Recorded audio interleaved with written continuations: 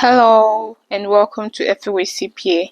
In one of my previous videos, we looked at some of the audit requests that you need to send out to your client when you're auditing cash. In this video, we are going to look at 5 common audit procedures that you can perform when auditing cash. Okay, so if you're responsible for auditing the cash section during an audit engagement, what are 5 procedures that you can perform for cash? So the first thing is you want to um obtain the bank confirmation, okay, and compare the bank confirmation. So BC, compare the bank confirmation with the client's GL. Okay, so once you have the bank confirmation from the bank, what do you do with it? You're going to compare it to the client's GL. What is the balance showing on the client's GL? Okay, so assuming the bank confirmation says $50,000, we want to be sure that this agrees to the client's GL. Okay, so the client's GL might also show $50,000. Okay, if there's any difference, then we need to understand why. Then we need to obtain a bank reconciliation to agree that difference. Okay, so the first thing is to compare the bank confirmation that we obtained to the client's GL. And what assertion are we trying to test here when we perform this procedure? What assertion? So we are trying to check for existence, so that the amount that the client reported on their GL, we're trying to check that that balance actually exists, okay, and is exists in the bank part, the confirmation. I want to check that that amount is accurate, okay, because it's possible that the client has reported the wrong amount in their GL. So by comparing the bank confirmation, remember we get this confirmation directly from the bank. So the bank are the ones confirming the amount in the client's bank account. So by comparing the bank confirmation to the client's GL, we're trying to test for existence, and you're also trying to test for accuracy. So these are 2 assertions we're trying to test in that audit procedure. So another audit procedure that we often perform when testing cash is we often check for stale dated check. Okay, so this happens when the client has a bank reconciliation. So in this case, you're going to obtain the client's bank reconciliation, okay, and then you're going to check for stale dated checks. So these are checks that have been up to 6 months, okay, 6 months or older. Any check that are 6 months, then we consider that stale dated check, okay, and then you need to inquire about this stale dated check with the client to understand why this stale dated check is included in the bank reconciliation. And by doing this, what assertion are we trying to test? We are trying to test the assertion for accuracy. So accuracy, because if you are including stale dated check in your bank reconciliation, that means your bank reconciliation is not accurate, okay, because it's possible that that check cannot be cashed again, but you're still including it in your bank reconciliation. So we need to inquire with the client and update that reconciliation if possible. And the assertion that we are concerned here by performing this procedure is we are concerned with accuracy, because we want our cash balance to be accurate. Okay, so that's procedure number 2 that can be performed when auditing cash.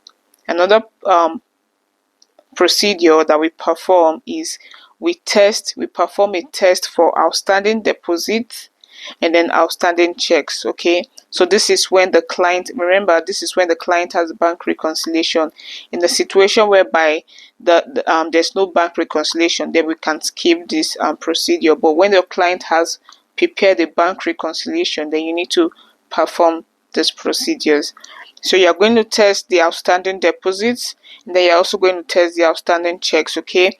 And we often do this on a sample basis, okay? Especially if the outstanding checks and deposits are a lot.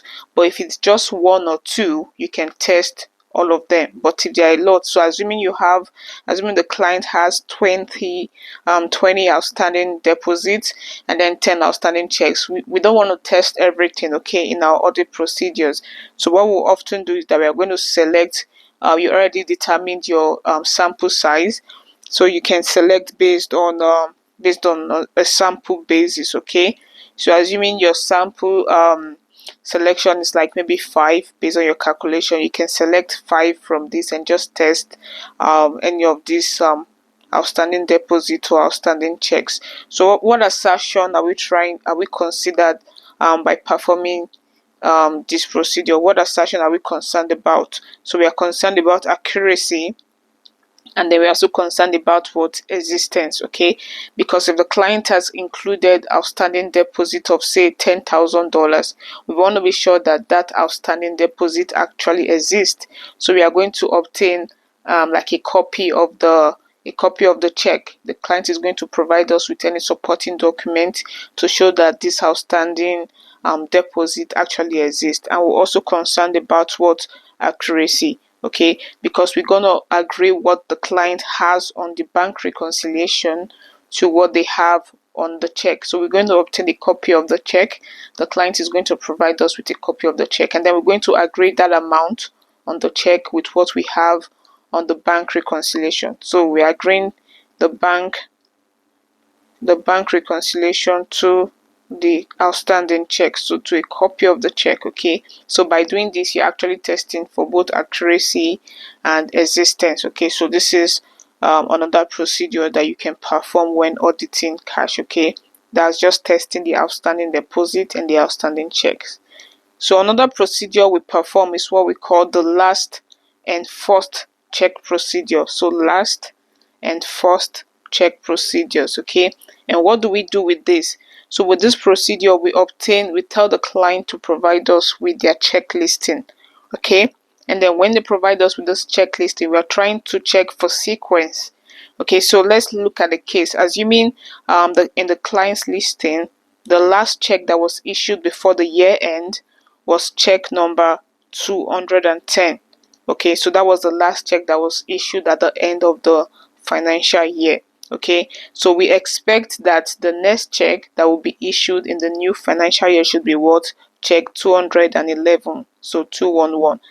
But in a situation whereby the last check that was issued was 210, check 210, and then the first check that was issued in the new financial year was check 212, that means there's a missing check right here. So check 211 is missing. So we need to understand, okay, we need to inquire with the client why we have this missing check. Okay, so that means the checks are not in sequence.